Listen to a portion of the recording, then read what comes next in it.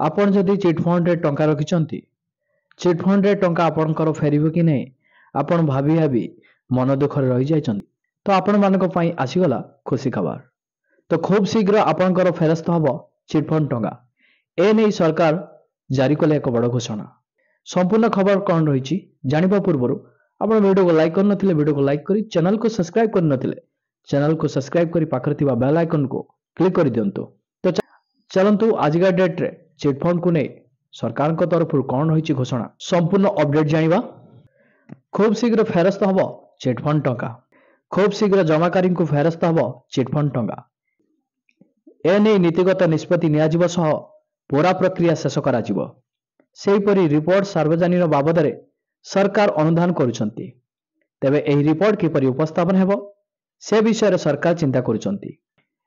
आज ए नहीं सूचना देइछंती राज्य बीजेपी सभापति मनमोहन सामल से आउरी मध्य कहिछंती चिटफंड टंका फेरैबा पूर्व सरकार दायित्व थिला हेले से एहा करि नथिले हेले नुआ सरकार चिटफंड टंका फेरैबा पई समस्त प्रकार चेष्टा करुछंती। सूचना जना पड़ी जे दीर्घ दिन हब लोके निज टंका फेरी पाइबा पई अपेक्षा करिसंती। खूब शीघ्र चिटफंड रे रखितवा उपभोक्ता माने तांकर टंका फेरी पाइबाकू जाउछंती। तांकर टंका केमिति फेरी पाइबे सरकार समस्त प्रक्रिया अवलंबन करिवे बोली चिटफंड रे रखितवा हिताधिकारी मानको प्रतिश्रुति दैछंती।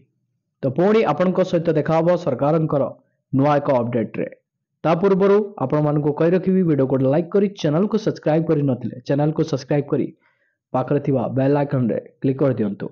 जय जगन्नाथ।